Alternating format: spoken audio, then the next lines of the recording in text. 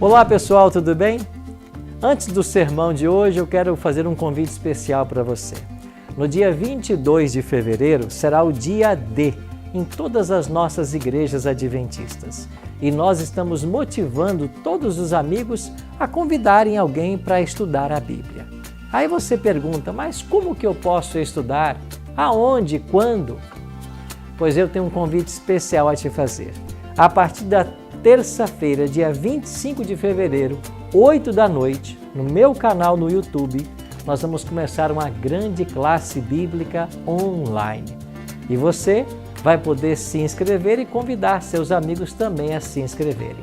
Aqui na tela já tem um QR Code, basta você apontar a câmera do seu celular para ele e você vai se inscrever e também inscrever os seus amigos para esse momento especial de aprendizado.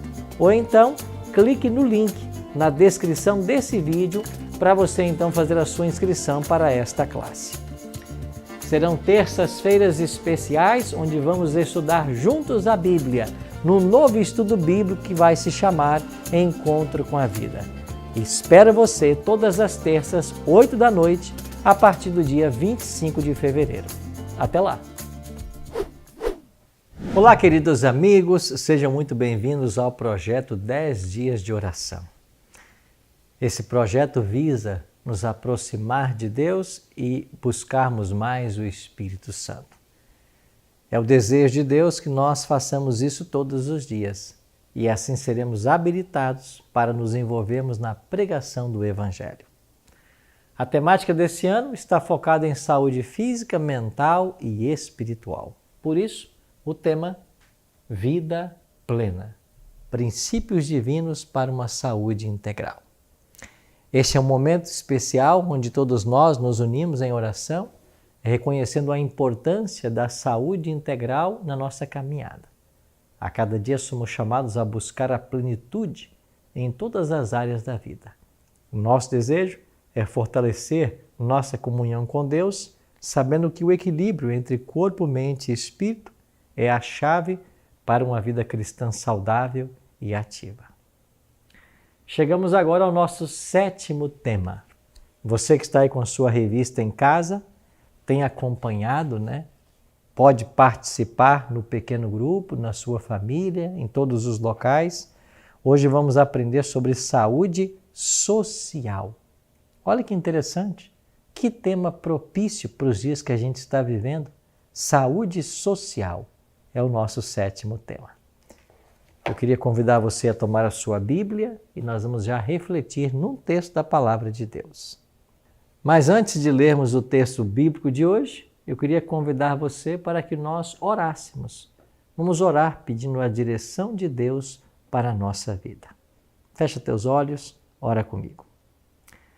Pai Celeste, a Tua Palavra se encontra aberta em nossas mãos. Queremos estudá-la mais uma vez.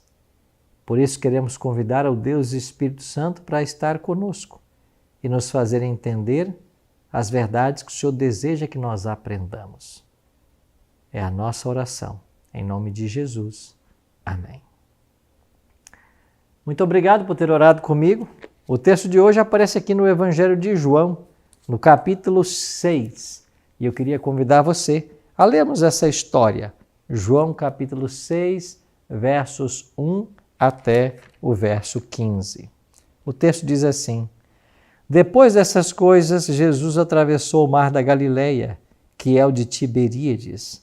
Uma grande multidão o seguia, porque tinham visto os sinais que ele fazia da cura dos enfermos. Então Jesus subiu ao monte e sentou-se ali com os seus discípulos. Ora, a Páscoa, a festa dos judeus, estava próxima. Então Jesus, erguendo os olhos e vendo que uma grande multidão se aproximava, disse a Filipe: Onde compraremos pão para lhes dar de comer? Mas Jesus dizia isso para testá-lo, porque sabia o que estava para fazer. Filipe respondeu: Nem mesmo 200 denários de pão serão suficientes para que cada um recebesse um pedaço. Um dos discípulos, chamado André, irmão de Simão Pedro, disse a Jesus: Aqui está um menino que tem 5 pães de cevada e 2 peixinhos. Mas o que é isso para tanta gente? Jesus disse: Façam com que todos se assentem no chão. Havia muita relva naquele lugar. Assim os homens se assentaram, e eram quase 5.000. Então Jesus pegou os pães e, tendo dado graças, distribuiu-os entre eles, e também igualmente os peixes, tanto quanto queriam. E quando já estavam satisfeitos, Jesus disse aos seus discípulos: recolham os pedaços que sobraram, para que nada se perca. Assim, pois, o fizeram, e encheram 12 cestos de pedaços dos 5 pães de cevada que sobraram depois de que todos tinham comido.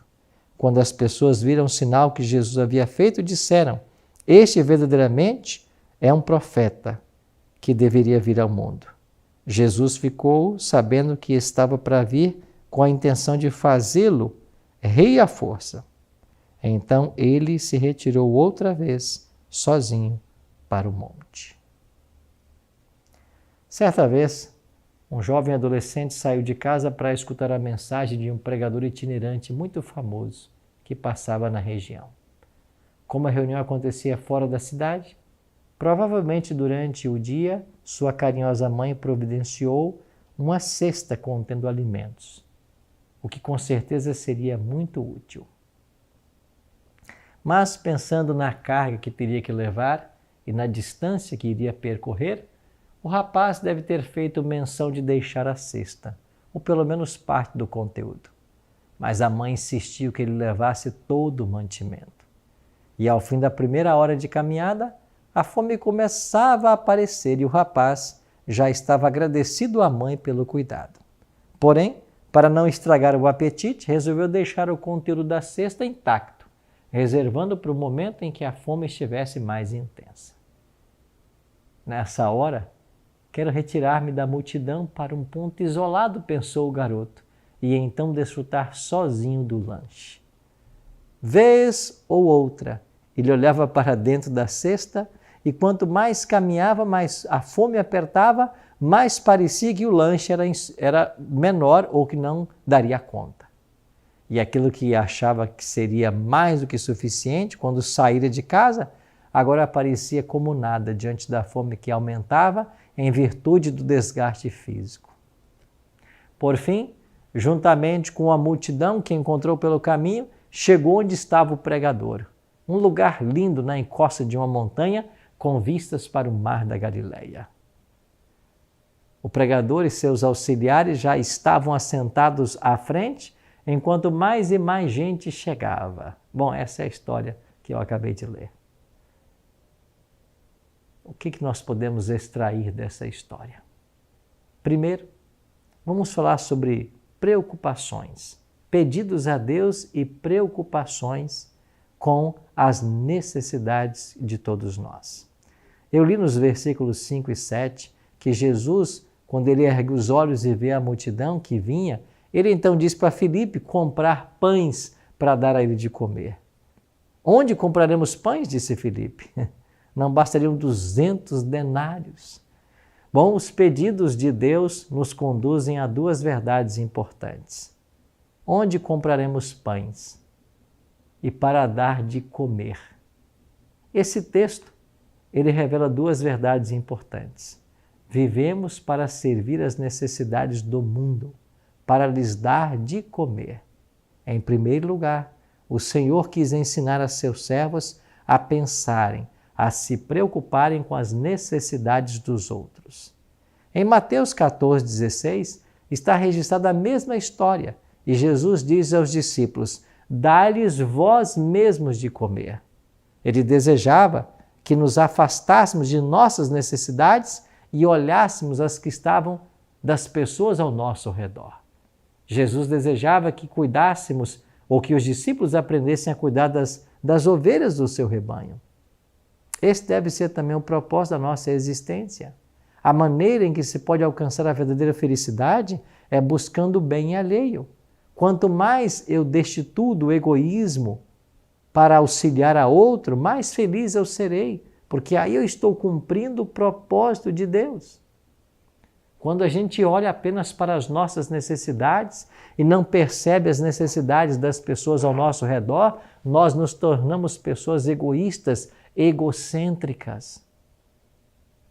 E você sabe que isso é natural em nós. As crianças brigam pelos brinquedos, querem tudo para si. A menos que um poder divino atue em nosso coração, cresceremos assim, egoístas, egocêntricos, nos sentindo o centro de tudo. O Senhor deseja que nós o conheçamos para que entendamos como alimentar os famintos, principalmente com alimento espiritual, também com alimento material. Essa atitude é fundamental para desenvolvermos semelhança de caráter ao de Cristo. É o próprio Senhor que coopera conosco quando atendemos os necessitados. Sempre somos chamados, convidados por Deus para exercer abnegação, sacrifício, esforço quando fazemos a sua obra. E nós podemos ter a certeza de que Ele vai estar conosco. Jesus não apenas mandou que os discípulos se preocupassem com os outros, Ele estava envolvido. O verbo que Felipe usou, onde compraremos, é um texto muito revelador. É o resultado de atendermos aos pedidos. Nós mesmos somos beneficiados quando fazemos isso. O Senhor permite que homens e mulheres sobrevenham sofrimentos a Ele, calamidades, para tirar do nosso egoísmo, para nos despertar aos atributos de caráter, a compaixão, a ternura, o amor. Assim ficamos mais semelhantes a Cristo. Quando nós nos preocupamos com o próximo, em cada ato de abnegação, para o bem de outros, o nosso espírito vai se fortalecer, levando cada vez mais as pessoas perto do Redentor, nós mesmos estaremos perto dele. Sendo ricos, ou melhor, Jesus sendo rico se fez pobre por nosso amor. Assim devemos nós também procedermos. Deus, Ele nos dá para que possamos nos tornar como Ele, generosos, nobres, caridosos, quando damos também aos outros. Volte um pouquinho comigo à história, a resposta de Felipe. Tanto para Felipe quanto para nós hoje, uma grande necessidade sempre representa uma impossibilidade. Felipe estava pensando que Jesus não estava consciente da grandeza do problema, então procurou-lhe informar: Senhor, nem 200 denários bastaria para comprar pão para essa multidão. 1 denário era o salário de um dia de trabalho, portanto, 200 denários somavam quase 8 meses de trabalho. Isso chegaria facilmente a um valor extraordinário. Felipe conhecia muito bem a vida financeira do grupo e por isso achava a situação sem saída. Ainda hoje experimentamos essa luta entre visão da realidade e visão da fé. Mas Deus quer nos ensinar hoje algo muito precioso através dessa história, assim como ensinou para aqueles discípulos que estavam ali e testemunharam um milagre. Quando nós nos dispomos a auxiliar aos que têm necessidade, Deus sempre abrirá uma porta. Deus sempre vai nos ajudar. Interessante que apareceu André e disse assim: está aí um rapaz que tem 5 pães de cevada e 2 peixinhos. Mas o que é isso para tanta gente? Bom, Jesus havia dito isso para Felipe para experimentá-lo, porque Jesus sabia o que estava para fazer. Dessa história podemos entender o fato de que os pedidos de Deus geralmente têm 2 objetivos principais. Primeiro, é revelar a nossa impotência diante dos grandes desafios. Em muitos casos, os servos de Deus podem desanimar quando olham para suas próprias condições de atender ao chamado de Deus. E isso está de acordo com os planos de Satanás. Mas o Senhor deseja que o nosso desamparo e a nossa necessidade nos levem a buscar Cristo de forma mais intensa.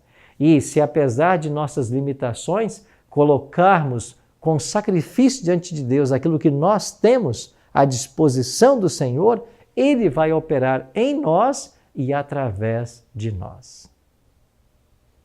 As menores quantias, quando dadas alegremente pelos que estão em condições limitadas, são plenamente aceitáveis a Deus e até de maior valor à sua vista do que ofertas de pessoas ricas que podem dar de seus milhares sem, contudo, exercer abnegação.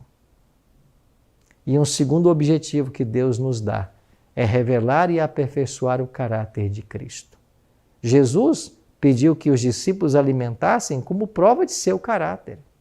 Os convites de Deus para participarmos de sua obra, de ajudar os outros, podem estar sendo uma prova para o desenvolvimento do nosso caráter. Rejeitar um chamado de Deus sempre coloca em risco a nossa salvação. A maneira do homem ser como Deus, Deus planejou um sistema de beneficência a fim de que o homem pudesse se tornar como o Criador, de índole benevolente e abnegada, ser fielmente cooperante com Cristo. E se nós cooperarmos com Ele aqui, certamente vamos cooperar também da recompensa eterna. Alguém disse que a indiferença corrói a espiritualidade. Por isso, aqueles que manifestam indiferença com os sofredores serão acusados de indiferença para com Jesus, na pessoa dos santos que sofrem. Nada solapa mais depressa a espiritualidade de alguém do que encerrar a pessoa no egoísmo, no cuidado de si mesmo. Não atender produz perda eterna. Os que vivem para satisfazer o apetite e desejos egoístas perderão o favor de Deus, perderão a recompensa celeste, testificando assim ao mundo que não tem fé genuína, que não aprenderam a se comunicar com Deus e nem comunicar sua verdade. Quantas lições podemos aprender hoje? O grande objetivo de Cristo nessa multiplicação dos pães foi ensinar aos discípulos a pensar primeiro nos outros e a saber que todas as necessidades das pessoas podem ser atendidas se nós estivermos conectados com a fonte verdadeira que é Jesus. Sabe, amigo, tem sido um alvo de Satanás levar os homens a pôr o eu em primeiro lugar. Os homens estão desenvolvendo o egoísmo. O mundo está cheio de lutas e misérias por causa disso. O egoísmo destrói relacionamentos. O egoísmo é a essência da depravação. Nações, famílias, indivíduos estão cheios do desejo de fazer do eu o centro. Mas o egoísmo destrói a nossa semelhança com Cristo, porque enche o nosso coração do próprio eu. A verdadeira felicidade só é encontrada quando nós buscamos o bem dos outros. A maneira em que você pode alcançar essa felicidade é buscar o bem alheio. E quanto mais destituído do egoísmo for o nosso espírito, tanto mais felizes seremos, porque estaremos cumprindo o propósito de Deus para a nossa vida. O fôlego divino é soprado através de nós e nos enche de plena alegria quando fazemos bem ao próximo. Por isso, Deus, em sua grande misericórdia, nos permite em determinados momentos que os nossos recursos auxiliem a outros, para que possamos desfrutar do privilégio de participar da sua obra e refletir também seu caráter. Nosso Deus sabe tudo o que nós podemos fazer, sabe de nossas limitações e em sua grandeza, Deus nunca é pego de surpresa pelas aparentes impossibilidades da obra que nos chama a fazer. Em lugar disso, Deus se serve dos desafios e aparentes impossibilidades inerentes aos chamados e convites que nos faz para nos levar a uma percepção do infinito poder, para termos confiança no poder que Ele tem e não no nosso. Não se esqueça do que diz a palavra. O ouro e a prata pertencem ao Senhor. Ele pode fazer chover do céu as águas. Ele pode dar para nós tudo o que precisamos. E Ele escolheu nós como mordomos seus. Ele nos confiou os recursos para que nós pudéssemos abençoar e beneficiar outras pessoas. Ele, que é o princípio e o fim, que conhece o caminho do início ao fim, sabe tudo o que você vai fazer. E quando nos vêm provações e portas são fechadas, Deus vê 1000 possibilidades e é nosso privilégio seguir suas indicações e descansar em sua sabedoria. Se os convites ou pedidos de Deus podem nos levar para mais perto dele, então isso aperfeiçoará o nosso caráter. Por isso devemos responder de forma positiva. Quantas vezes tentamos solucionar, encontrar solução para os problemas e falhamos? Quantas vezes as portas se fecham? Mas quando uma porta se fecha, Deus tem 20, 30 abertas, se nós queremos seguir suas orientações. Porque Ele vê o futuro, Ele sabe do amanhã, Ele sabe o que é melhor para você.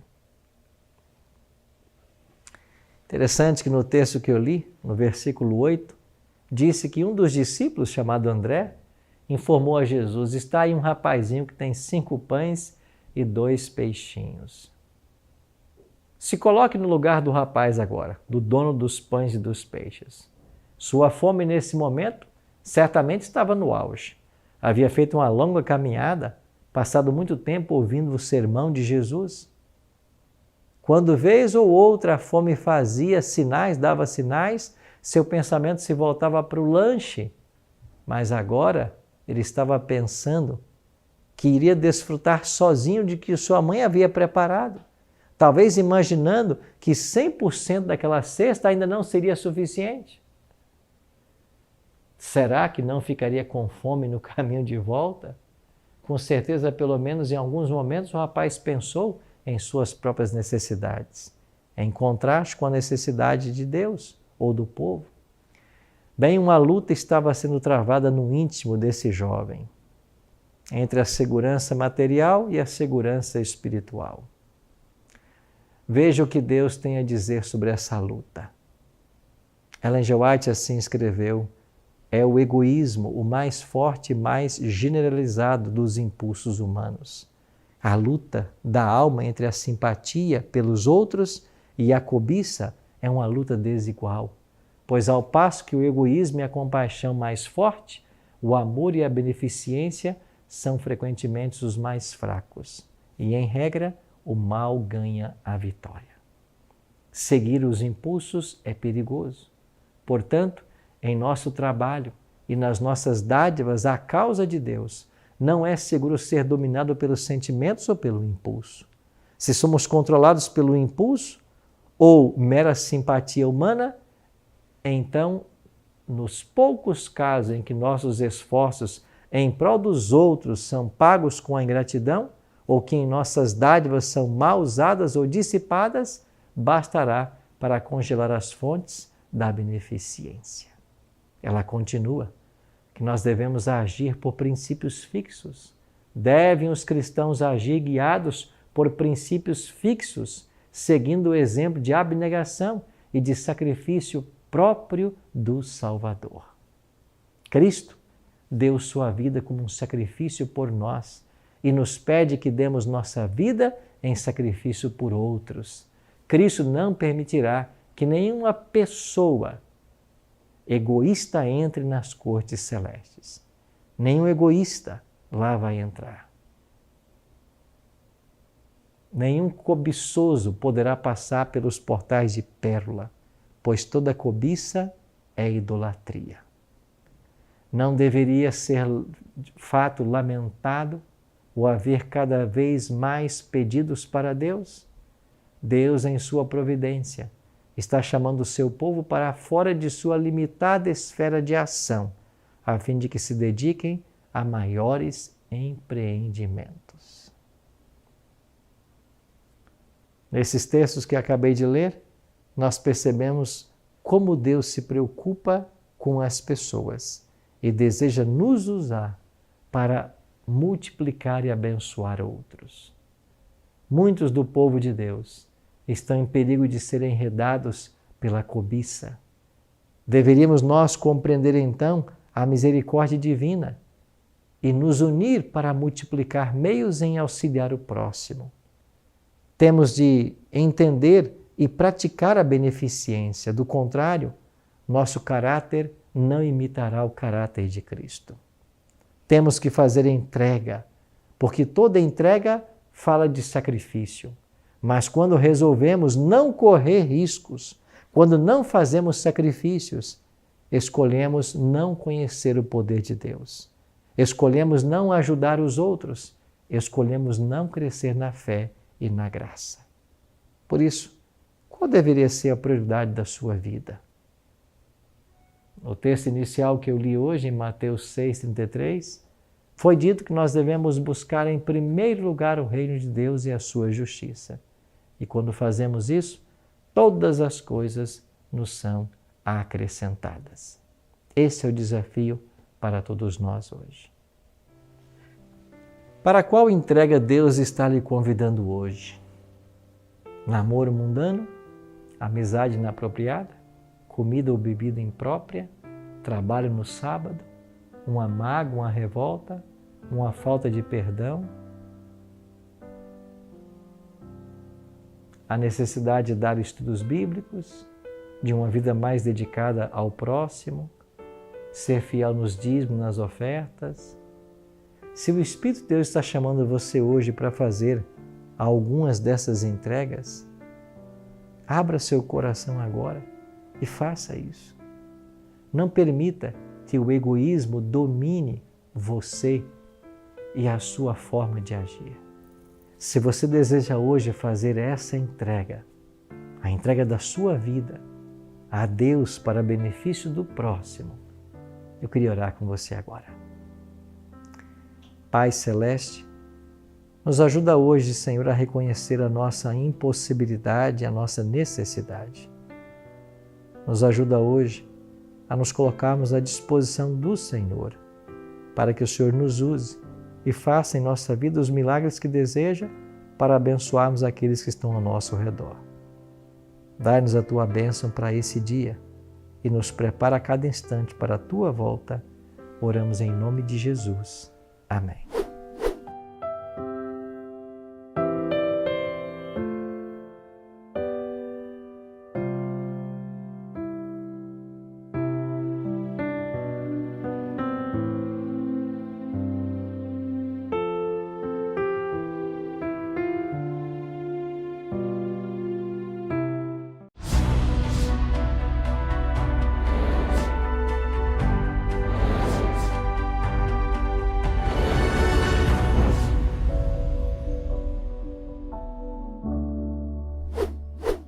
Olá pessoal, tudo bem?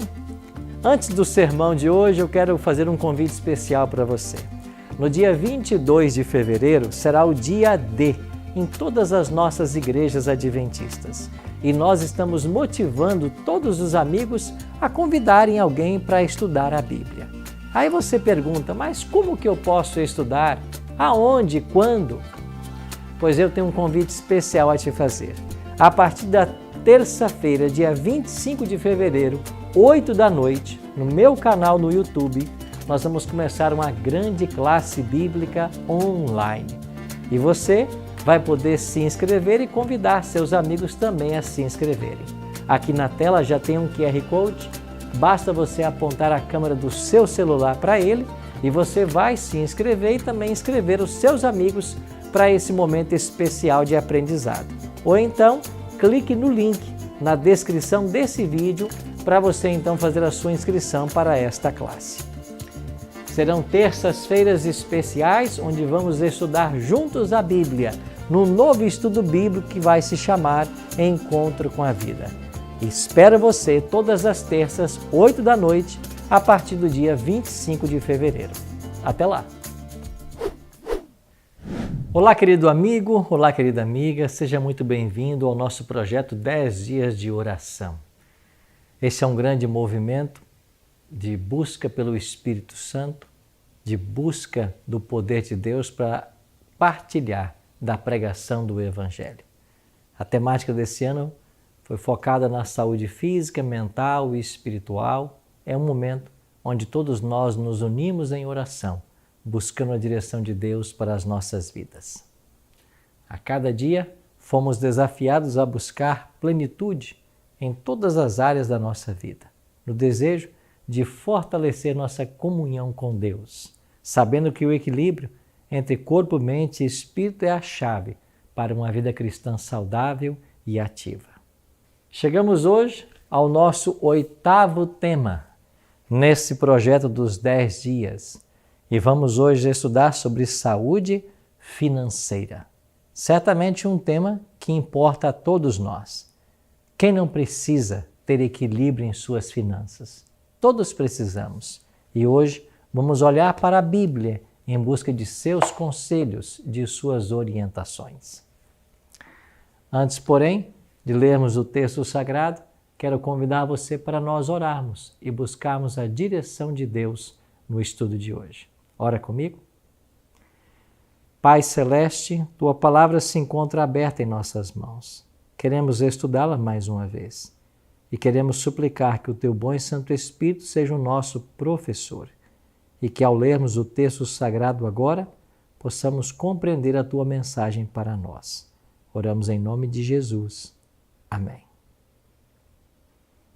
Obrigado por ter orado comigo. O texto bíblico de hoje encontra-se em Mateus capítulo 26, nos versos 6 a 13, onde eu leio assim.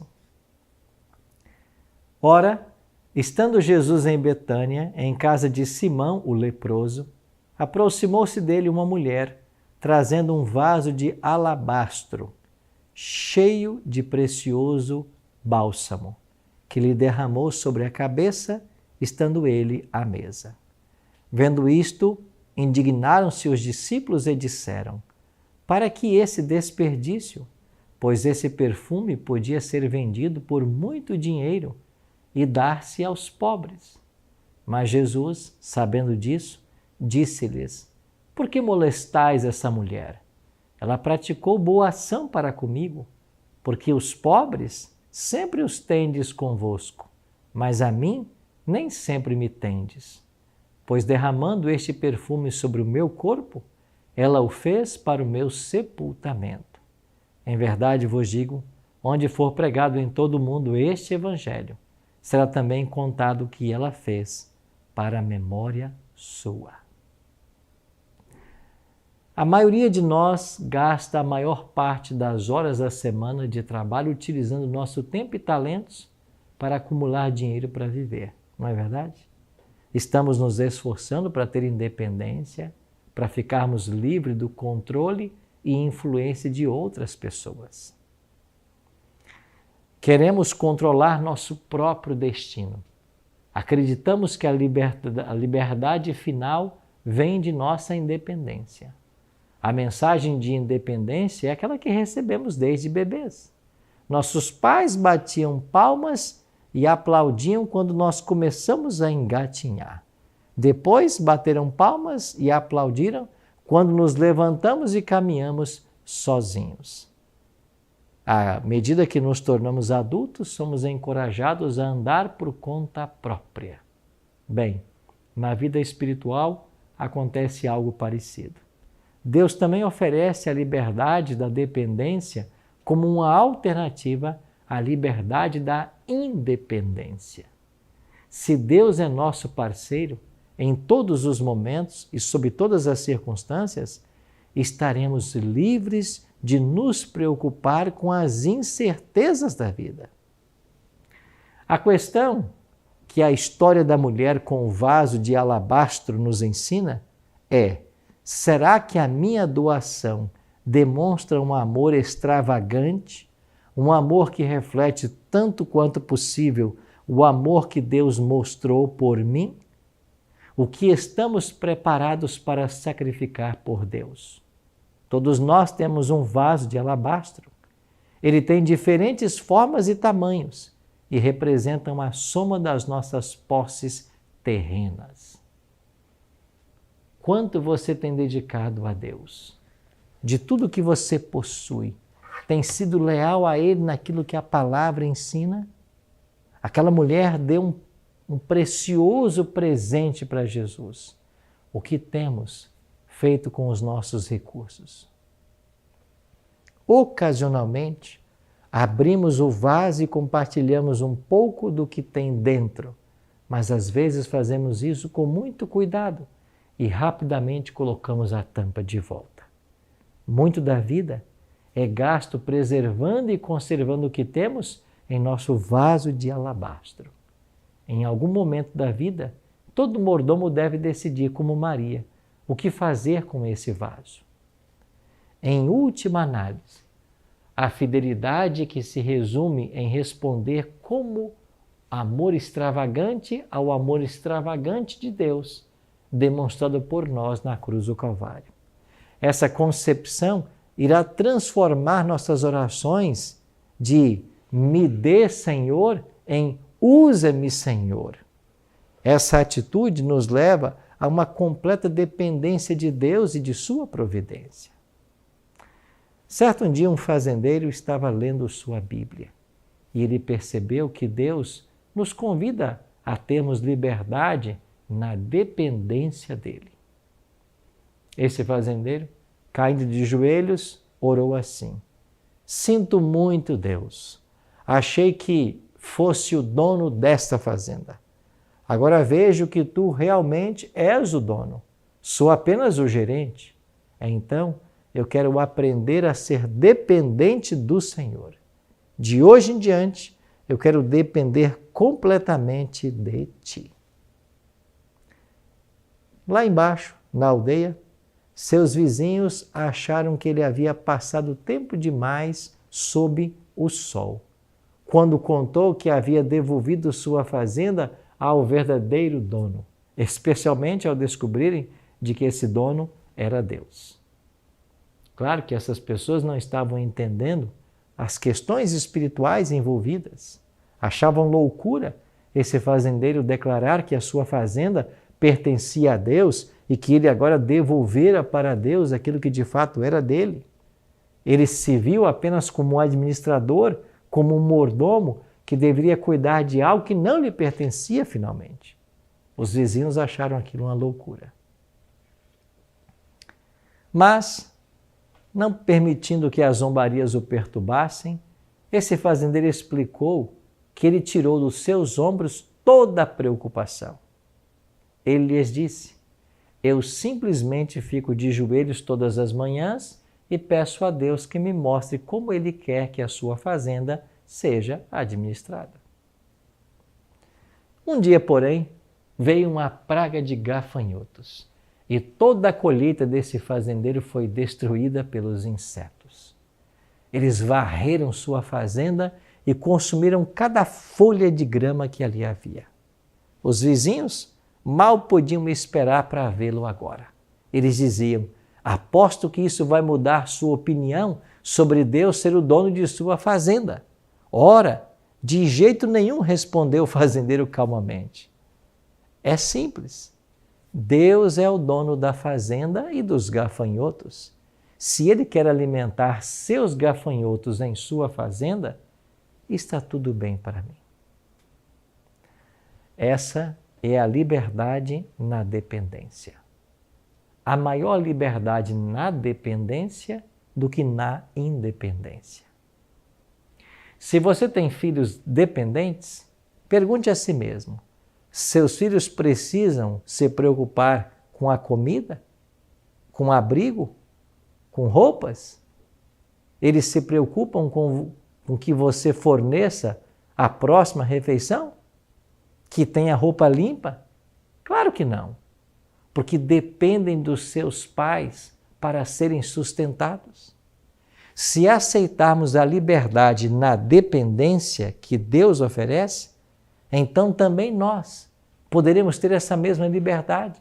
Não estaremos preocupados com o que haveremos de comer, beber ou vestir. Mas não foi exatamente isso que Jesus ensinou lá no seu sermão profético do Monte das Oliveiras?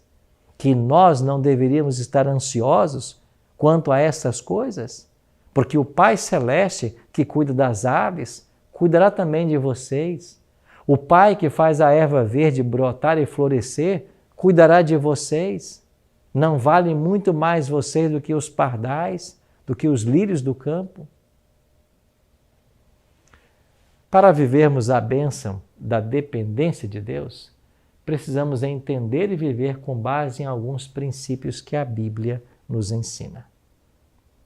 Primeiro princípio é o princípio do faça agora. A dependência de Deus não significa estagnação. A verdadeira dependência nos leva à ação.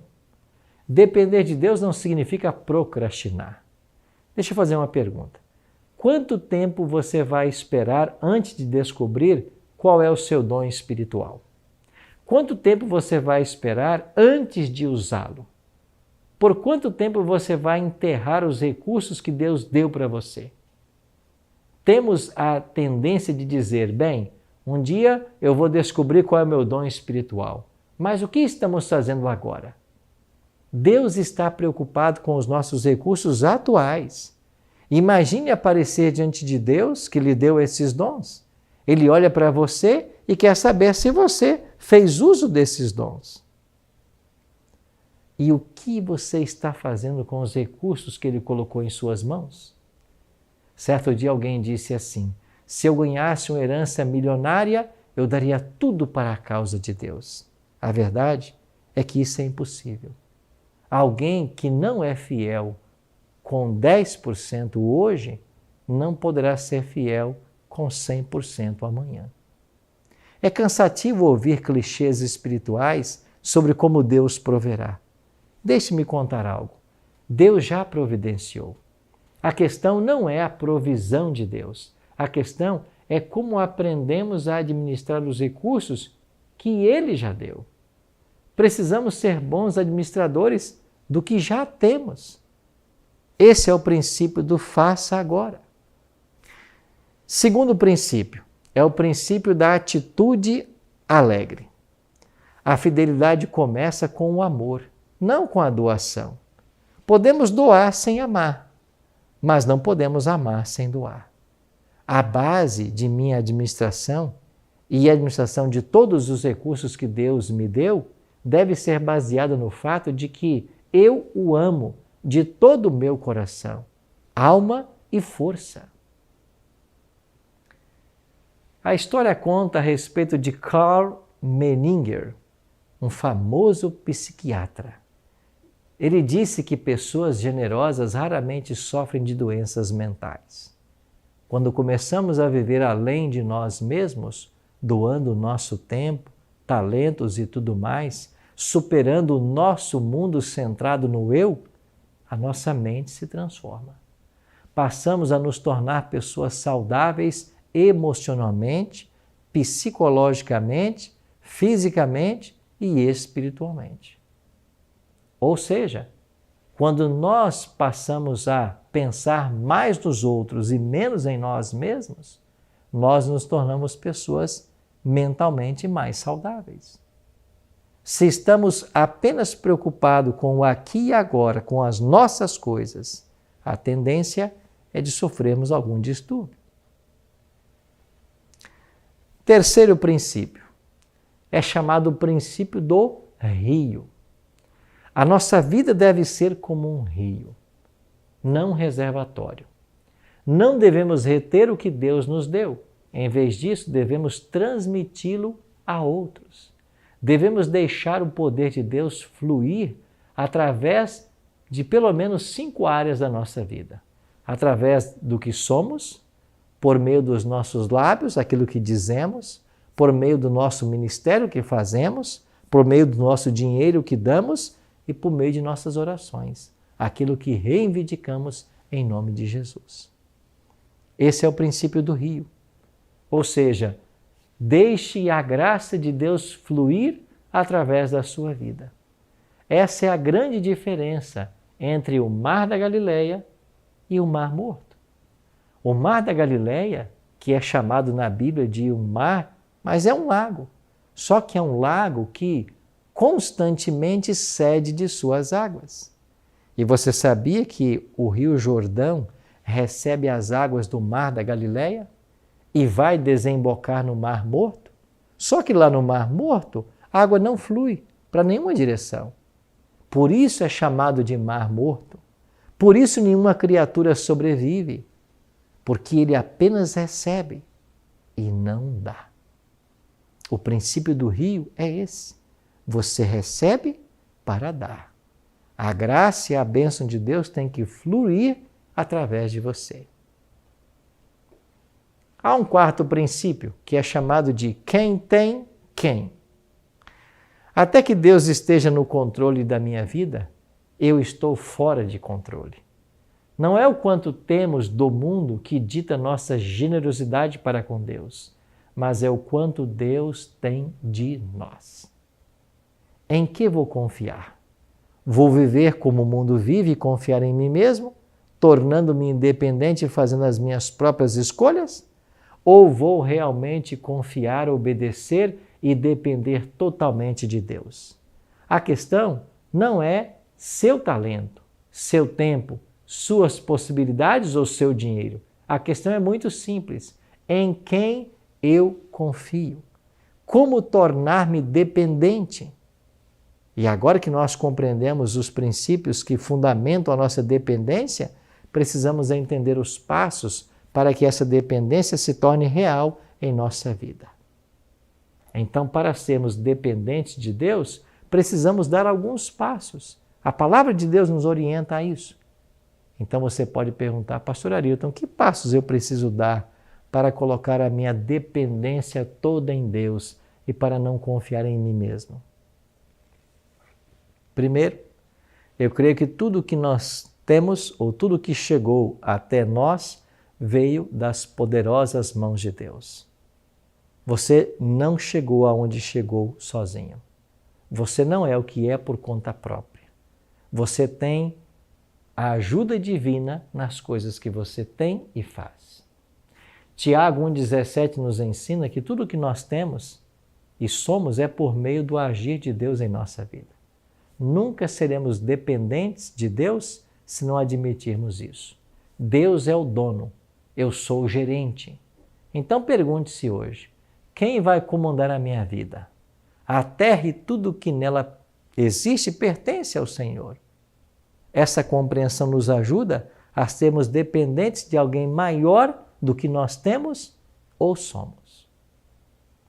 Segundo passo, eu devo aprender a viver satisfeito com a provisão atual que Deus tem dado para a minha vida. Paulo, em Filipenses 4, 12 e 13, nos ensina que alguém reconciliado financeiramente com Deus aceita com alegria a provisão atual dele para a sua vida. Mas é sua responsabilidade, se necessário, fazer ajustes para viver contente com o que você tem hoje, seja muito, seja pouco. Você pode dizer que é muito fácil viver contente com muito, mas não é fácil viver contente com pouco. Mas, na verdade, o dinheiro, ele tem um detalhe interessante. O dinheiro tem um poder tão grandioso na vida de poucas pessoas que elas se contentam em viver sempre querendo mais, colocando em risco a família, a saúde, o casamento. Muitos parecem nunca ter o suficiente. Não estou dizendo que você não deve desejar mais. Deseje. Mas, para adquirir o que você deseja, sua saúde, família, vida espiritual, não pode ser sacrificada. Pense também no que é a dívida. Dívida é querer mais do que a provisão atual de Deus para a minha vida e arrumar para mim mesmo uma maneira de conseguir mais provisão com um dinheiro que não é meu. Para muitos, a dívida se torna um tormento e leva as pessoas à ruína. Quantas famílias são desfaceladas por causa das dívidas? Quantos problemas são buscados por causa das dívidas? Devemos evitá-las como uma doença cancerosa, como um câncer que leva à morte. Terceiro ponto. Você vai honrar a Deus dando a primeira parte das suas rendas para os propósitos de Deus nessa terra. Eu estou falando do dízimo. Tudo que você ganha, 10% não é teu, pertence ao Senhor. Já as ofertas ou pacto tem o seu percentual decidido de acordo com a vontade de cada um. Cada um doe como propôs em seu coração. É um ato de fé. E se não formos fiéis ao Senhor, nós não receberemos as bênçãos prometidas. Em Malaquias, por exemplo, no capítulo 3, versículo 10, Deus promete que se nós formos fiéis a Ele, Ele vai abrir as janelas dos céus e derramar sobre nós bênçãos sem medidas. Um quarto passo. Você deve separar uma porção das suas finanças para uma poupança emergencial. Oportunidades e para os anos posteriores.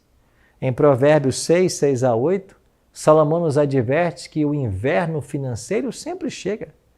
Por isso devemos viver dentro de um orçamento financeiro e criar o hábito de fazer uma reserva financeira ao longo da vida. Quinto ponto. Viverei com os ouvidos abertos e disposto a ouvir qualquer sussurro de Deus quanto às minhas finanças. Quando se está reconciliado com Deus, Ele vai mandar algum projeto ou pessoa para ajudar você com suas finanças. Você não dá mais para gastar mais, mas para você servir mais. Deus não muda o nível financeiro de uma pessoa para mudar o seu status social, mas para mudar sua capacidade de contribuir. E quando nós aprendemos a ser fiéis no pouco, Deus nos coloca sobre o muito. Mas quem não é fiel nem no pouco que tem, como Deus poderá confiar-lhe maiores recursos? Todos viam a entrega daquela mulher ao derramar o bálsamo sobre Cristo como um desperdício. Para os olhos carnais, dar é um desperdício. Podemos pensar, mas eu poderia ter comprado um telefone novo, uma roupa nova, ter feito uma viagem. Mas Deus vê o dar como uma expressão de gratidão e testemunho. E quando eles pensaram, por que esse desperdício? O que estava dizendo na verdade era, por que esse desperdício em Jesus? E quando entendemos a adoração como Maria entendeu, qualquer oferta, mesmo que seja um ano de salário, é nada comparado ao que Ele oferece por nós. Perdão e restauração. A base da verdadeira fidelidade é a compreensão do que Cristo fez por mim. Com essa compreensão, tudo o que faço por Ele não vai parecer uma extravagância, e sim uma expressão de gratidão e dependência. Não gostaria você hoje de expressar sua completa gratidão e dependência de Deus e de seu amor? Se é seu desejo hoje, entregar seu coração a Cristo com tudo o que você tem e é, para o bem dos outros, para o avanço da causa de Deus, eu quero orar com você. Pai querido, muito obrigado pelos conselhos da Tua Palavra, que nos ajudam a entender que nós somos apenas mordomos. E quando entendemos o quanto o Senhor fez por nós, mesmo tudo o que nós oferecemos não será suficiente para expressar nossa gratidão. Por isso, bom Deus, aceita a nossa entrega, a entrega do nosso coração, e nos prepare a cada instante para a Tua volta. Oramos em nome de Jesus. Amém.